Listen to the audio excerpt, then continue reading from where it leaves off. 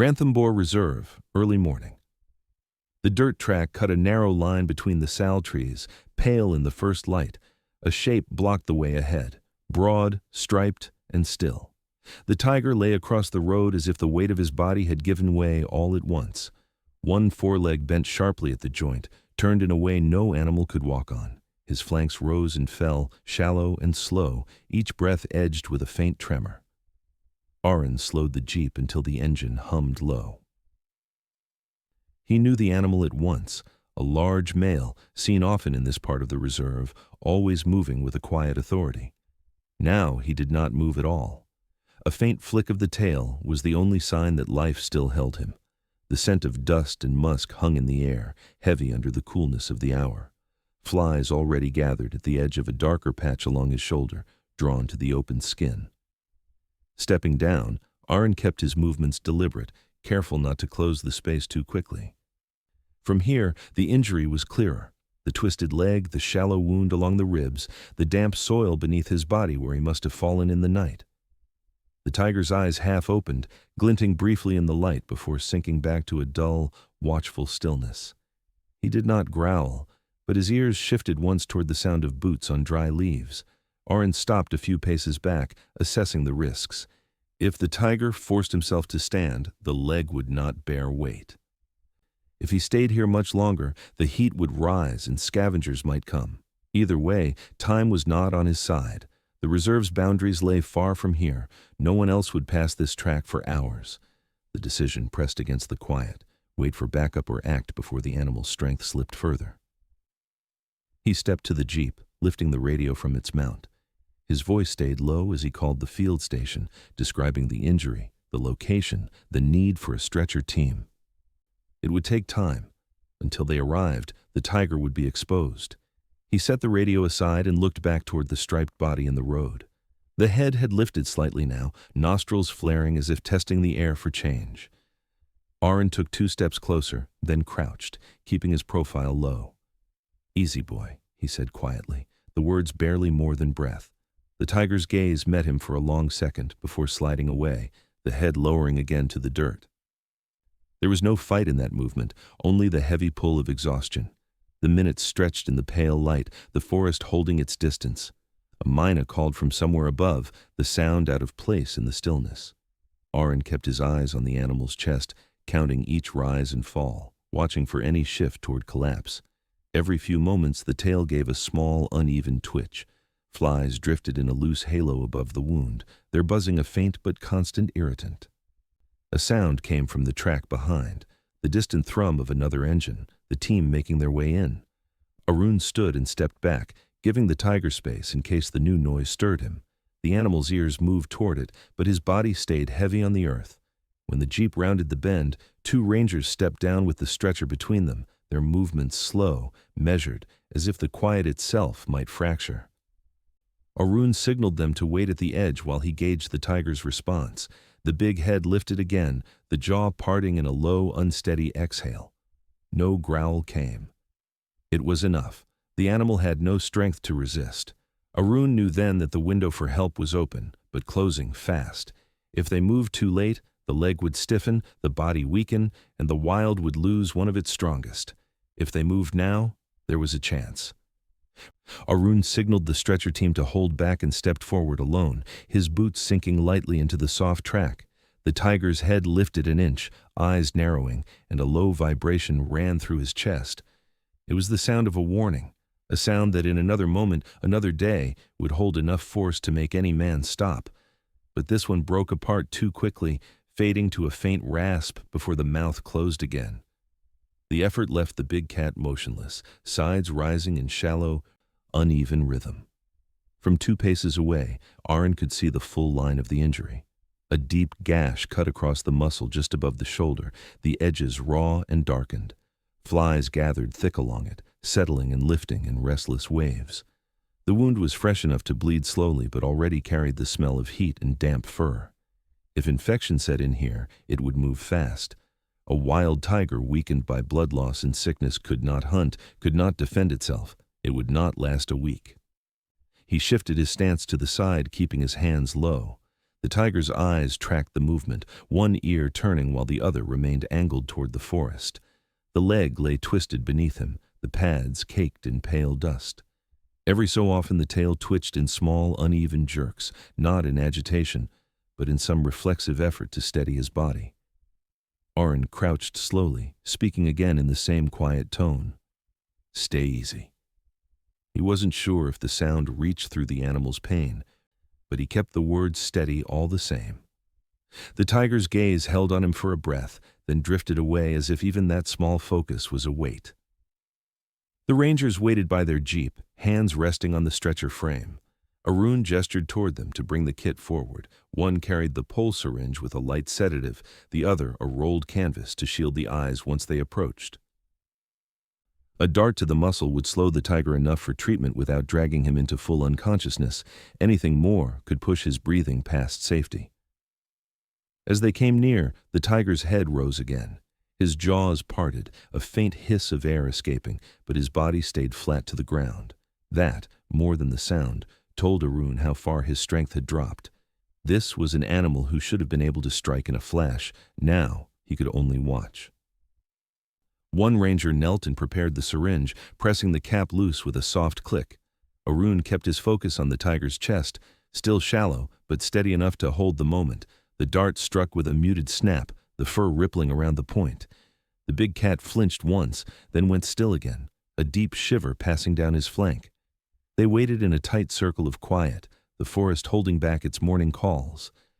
After 3 minutes, the tension in the animal's shoulders eased, the eyes half closing. Aron stepped closer and examined the wound without touching. The flesh was torn in a rough arc, likely from a fight, teeth and claws tearing deep before the animal could twist away. The leg injury must have followed in the struggle, the wrong step in uneven ground, or a fall under the weight of his opponent. Aron straightened, nodding once to the others. "We don't wait," he said. In the wild, even hours could mean the line between survival and loss. Infection here was the truest danger. If it set in, it would not let go. The tiger had given them this chance by staying down, and it would not come again. The sedative had taken hold enough to loosen the tension in the tiger's muscles, but his size still made the task ahead heavy with risk. Aron knelt at the animal's side, gauging the rise and fall of his chest. The breaths were slow now, but even. He signaled the 2 rangers forward, and together they unrolled the stretcher, its thick canvas spreading across the dust. They worked without hurry. Any rush could startle the tiger into a surge of movement, sedative or not. One ranger positioned himself near the head, holding the rolled edge of the canvas so it could be pulled close when needed. Aron and the second ranger moved to the injured side, careful to keep their shadows out of the tiger's line of sight. The big cat's tail gave a slow, measured flick as they bent down, his eyes half-lidded but still watching. They began by easing the canvas under his forequarters, lifting just enough to slide it beneath the broad chest. The muscles shifted under the striped hide, and the tiger released a faint low sound, not quite a growl, more a reflexive push of air. Aron paused, letting the moment settle before shifting his grip lower. Inch by inch, they drew the rest of the stretcher into place until the heavy body lay fully across it, legs extended in the natural line of rest. The weight was enormous. Even with 3 men, the first lift strained their arms and backs. Aron kept his steps steady, matching the slow pace of the others, each movement timed to avoid jarring the injured leg. Dust rose in light clouds around their boots. The tiger's head rolled slightly toward the edge of the stretcher, the thick jaw resting against the folded canvas.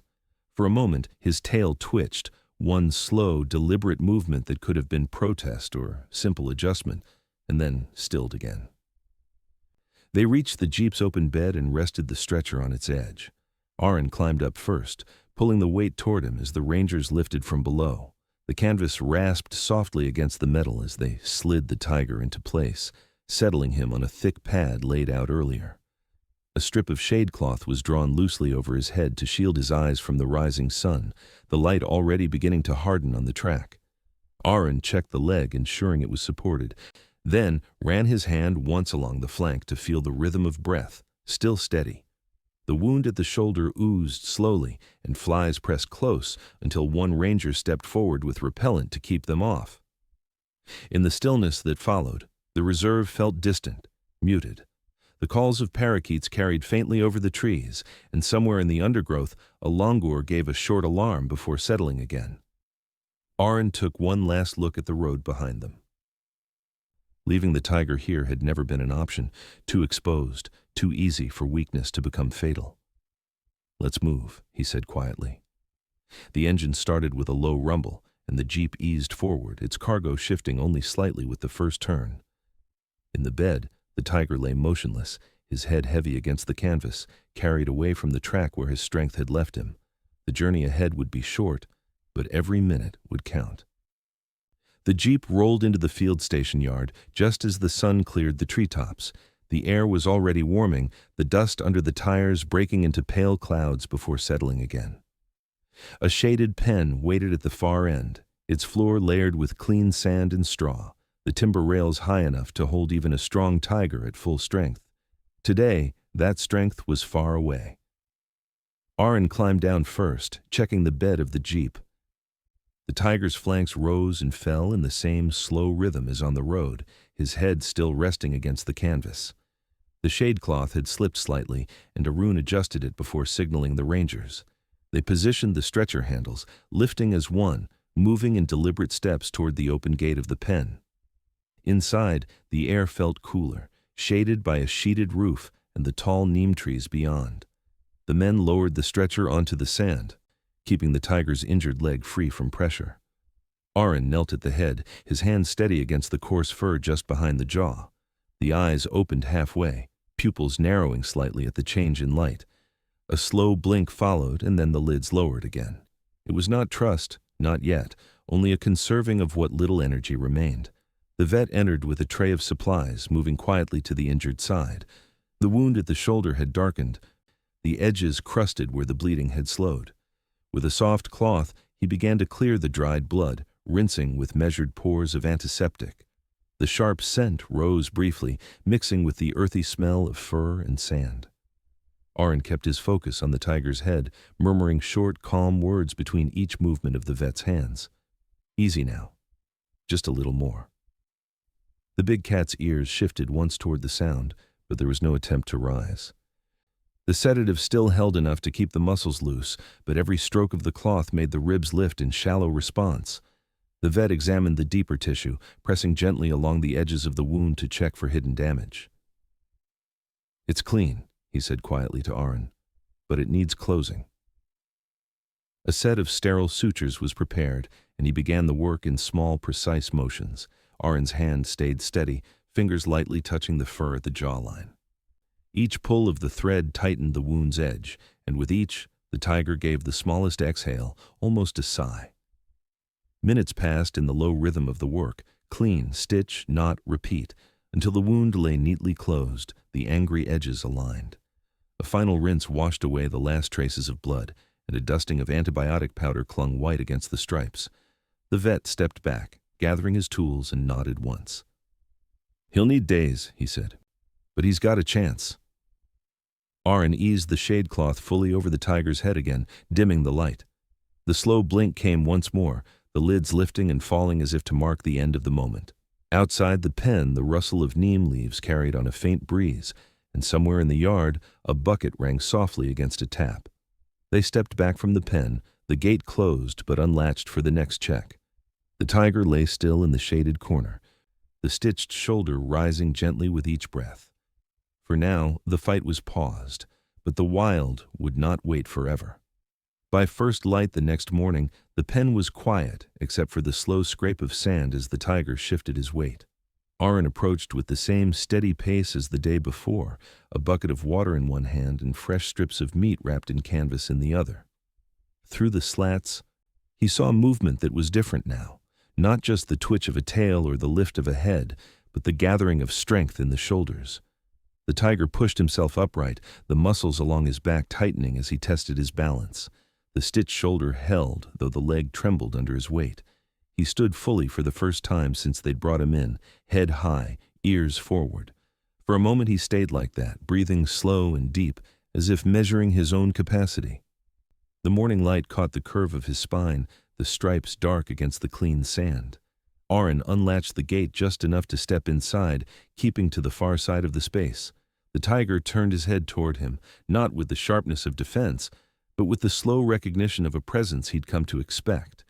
A single step forward made the injured leg quiver again, the paw setting down cautiously. The next was steadier. He crossed the short distance to the water pan, lowering his head for a long drink, the ripples spreading out in soft circles. When he was done, Aron crouched near the corner where the supplies had been set out. The wound needed tending again. The vet joined him, both moving in a slow arc to the tiger's side. The animal's body shifted once in acknowledgement, but he didn't retreat. With practiced hands, the vet loosened the old dressing, revealing the stitched line beneath. The edges were clean, no sign of swelling. He rinsed the area with cool antiseptic, the liquid tracing pale lines down the striped fur before vanishing into the sand. "Looking better," the vet murmured, and Arun gave a short nod. They wrapped the shoulder again with fresh gauze, snug enough to protect without limiting movement. The tiger stood through the process, weight spread carefully over his 3 stronger legs. Only when the last knot was tied did he turn away, stepping toward the shade near the far wall. Aron set down the meat, several thick, fresh pieces, the scent carrying easily in the still air. The tiger approached within moments, lowering his head and tearing into the first strip with slow, deliberate pulls. The sound was deep and steady, the jaw working methodically until each piece was gone. By midday, nothing remained but a few clean patches of sand. From outside the pen, Arun watched as the tiger lay back down. This time, folding his legs neatly beneath him, rather than collapsing onto his side. The position alone spoke of returning strength. His eyes half closed in the shade, but the ears moved constantly, marking each sound from beyond the rails. There was still a narrow margin between recovery and loss. A reopened wound, a sudden fever, or a failed hunt once released, could turn this fragile gain into another collapse. But for now, the signs leaned toward survival, the kind of shift that, in the wild, meant the difference between the end of a life and the return to it. The afternoon heat lay heavy over the field station, the air humming with the slow rhythm of insects. Aron walked the line of the holding pens, checking water pans and shade cloths before turning toward the last enclosure. The male lay in the corner, the stitched shoulder rising and falling with each measured breath, his head lifting only when Aron came near. He was halfway through noting the fresh tracks in the sand, deeper impressions where the tiger had paced, when a shift in the light caught his eye. Beyond the far edge of the clearing, where the neem trees gave way to taller sal, a shape stood between the trunks. Stripes moved in and out of shadow, broad and low, the unmistakable curve of a tiger's body. The figure stepped forward into the open. She was large, her coat burnished in the angled sun, the white of her cheeks bright against the dark lines of her face. Aron froze where he stood, watching as she approached the outer fence. The male had seen her now. His head rose fully, eyes fixed, a low sound building deep in his chest. It was not the harsh call of defense, but something softer, layered with recognition. The female stopped just short of the boundary, circling once with unhurried steps. Her tail swept low, the tip curling slightly as she turned her head toward the pen. She made no move to retreat, no sign of the unease most wild tigers would show near human scent and structure. Instead, she lowered herself into the grass just beyond the fence, her gaze never leaving the male. From his corner, the injured tiger stood. His movements were slow but deliberate, each step angled toward the fence until only a meter separated them. He did not pace or challenge, he simply held his ground, ears forward, nose working in the air between them. The female shifted her weight once, leaning subtly closer, as if to match the line of his stance. For Aron, the moment was unlike any he'd seen in years at the reserve. Tigers were solitary by nature, and the chance of one approaching another, let alone near a human enclosure, was rare enough. That she showed no fear of the people nearby was rarer still. He stayed where he was, making no sound, unwilling to break whatever had drawn her here. The two animals remained like that for several minutes, the male's breathing steady, the female's eyes half narrowed against the glare. Now and then, her ear flicked toward a sound in the trees, but her focus always returned to him. The male shifted once, as if testing the strength of his injured leg, and the movement drew a small, almost imperceptible tilt of her head. When the wind shifted, carrying the scent of the day's cut meat from the station, the female rose. She circled again, slower this time, before retreating a few steps toward the sal trees. At the edge of shade, she paused and looked back once, her gaze sliding past the human shapes and settling on the striped figure within the pen. Then she vanished into the tree line, the grass parting behind her. The male stood for a long moment more before lowering himself to the sand again, his head angled toward where she had gone. In the warm stillness, the air felt changed, as if a thin thread had stretched between the trees and the pen, fragile and unplanned, yet unbroken. The day had thinned into evening, the air turning soft as the sun dropped toward the edge of the Saul forest. Heat that had clung to the ground all afternoon began to lift, replaced by the cooler breath of shade sliding out from the trees.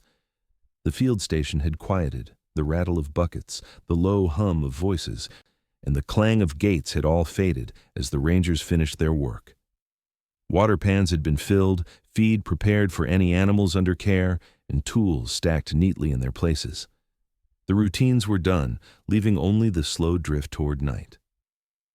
Arin walked the narrow path past the holding pens, his steps steady, the soles of his boots whispering over the packed dirt. Most of the enclosures were empty now, their gates latched, the sand inside smooth from the morning's raking. In some, the shade cloth still hung across the upper rails, swaying faintly with the evening breeze. Others lay open to the sky, catching the last gold of the sun where the light reached over the boundary walls. When he reached the last pen, he stopped. This one had been different for days, a place holding not just an animal but the weight of injury, effort, and a narrow chance. Now it was bare. The layer of straw in the shaded corner was undisturbed except for a shallow, flattened shape where the tiger had often lain, head toward the gate, eyes angled toward the trees. The rest of the floor was patterned faintly with old paw marks, their edges beginning to blur as the wind brushed fine grains of dust over them. The gate stood open, its heavy latch resting loosely against the post. In the softening light, the metal caught a dull orange glow. The air here still carried the scent of a tiger, faint now, but certain, a deep, wild musk threaded with the dry earthiness of fur and the sharper tang of old antiseptic. It was a scent that could not be mistaken, and though time would fade it, the memory of it would outlast the smell itself. Arin stepped inside, the sand giving lightly under his boots. He crossed to the far rail where the last sunlight struck the ground in uneven patches. Crouching, he set a hand to the sand. The warmth of the day still lingered there, trapped just beneath the surface. And with it came the quiet recognition of the animal that had filled this space with his weight. The marks where the stretcher had first been set down were long gone, worn smooth by pacing and rest, but Arun could still picture the moment, the heavy body lowered to the ground, the stitched shoulder rising and falling under a watchful gaze. He stood again, turning toward the forest beyond the pen. The clearing fell away into a belt of grass, and beyond that, the sal trees rose tall and close-knit, their trunks striped with the last bands of light. Between two of those trunks, in a strip of softer earth, lay the clearest sign of all. Two sets of tracks led out from the clearing, pressed deep into the soil where it still held moisture from the last rain. One set was broad and round, the pads wide, the impressions heavy from the male's weight and the slight unevenness of his stride. The other was narrower, the claw marks just visible at the tips, each print set close alongside the first. The twin trails wound into the undergrowth, parallel, unbroken. There were no signs of hesitation, no pause where one had waited for the other, only the rhythm of movement side by side. Within the first stretch of shade, the tracks began to fade into the tangle of roots and leaf litter, swallowed by the forest floor. Somewhere beyond, the pair would be moving deeper into the trees, the male's limp easing over distance, the female matching his pace without urgency. Out there, the routines of the wild would claim them again, hunting in the cool hours, resting in the thick cover, marking the ground that would carry their scent for seasons to come. Arin stayed a while longer, listening. The neem trees by the station stirred faintly above him, their leaves turning to the breeze. From far off came the muted calls of parakeets settling into roosts, each voice brief before silence returned. Closer by, An insect's high whir cut through the air, steady until it broke without warning. The pen around him felt both empty and full, empty of its charge, yet full of the quiet weight of return. He stepped back through the open gate, his hand brushing the rail in passing. The dust at his feet caught the last thin light, glowing briefly before settling again. Aron looped the latch into place, not to secure it, but to mark the end of its purpose for now.